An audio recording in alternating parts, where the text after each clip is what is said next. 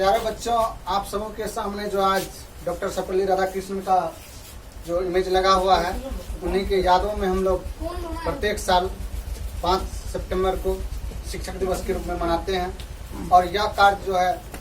इसके जन्मदिन के रूप में मनाते हैं हम लोग, ताकि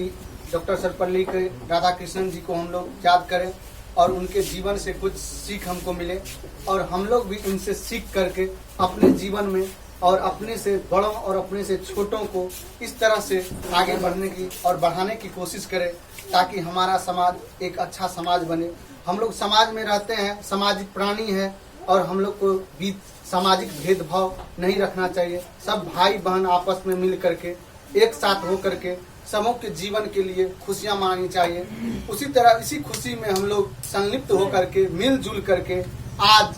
जो है 5 सितंबर जो राधाकृष्णन जी, डॉक्टर सर्वपल्ली राधाकृष्णन जी के जन्मदिन के शुभ अवसर पर हम लोग इकट्ठा होकर के एकत्रित हुए हैं। इन महान पुरुषों की जो कुछ इनके बारे में जो भी कुछ कहा जाएगा वह बहुत ही कम होगा हम लोगों के लिए, क्योंकि ये बहुत ही बड़े विद्वान और बहुत बड़े लेखक थे, जो हरदम कई किताबों को लिख चुके हैं, जो हम लोग के सामने अनेकों रूप में प्रस्तुत हुए हैं और हम लोग को मोटिवेट करते हैं। इनका जन्म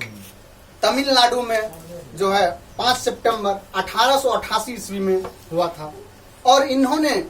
देश के प्रथम उपराष्ट्रपति पद ग्रहण किए। जो प्रथम उपराष्ट्रपति पद होते हैं उनको इन्होंने ग्रहण किए और सेकेंड राष्ट्रपति, जो प्रथम व्यक्ति होते हैं भारत के, प्रथम नागरिक होते हैं भारत के, उन पद तक एक टीचर के रूप लेकर के, एक टीचर के बदौलत अपने आप को वहां तक सर्वोच्च पद जो होता है, यह भारत देश जो है, यह भारत देश एक जिसको सोने की चिड़िया ही कहा जाता था, वो महान देश के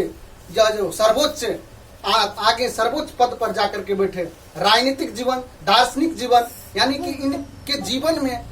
जीवन में इतना चीज से यह फले फूले थे कि इनकी कल्पना हम अभी पूरी नहीं कर सकते हैं। इनके बारे में जितना भी कहा जाएगा वह कम ही होगा, क्योंकि ये महान पुरुषों ने बहुत सारे ऐसी बातों हम लोग के बीच छोड़ गए हैं, जिनकी यादों में हम लोग प्रत्येक साल 5 सितंबर को याद करते हैं। इन महान पुरुषों को सलाम करते हैं। इन महान पुरुषों की मैं ऐसा मनोकामना करता हूं कि इनके आत्मा को ऐसी कोई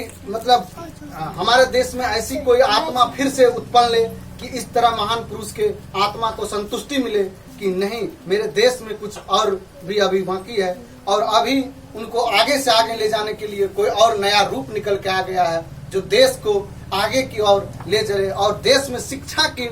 इस तरह से, शिक्षा की मनोकामना, शिक्षा की इस तरह से भावना को जगा दे कि शिक्षा जन जन के रग में चले जाए और गांव से लेकर के, समाज से लेकर के, देश से लेकर के अपने जो है सर्वोच्च जो हमारा शिखर है देश का, वहां तक इसकी गूंज जानी चाहिए शिक्षा की, और शिक्षा को आगे बढ़ाने की कोशिश करें।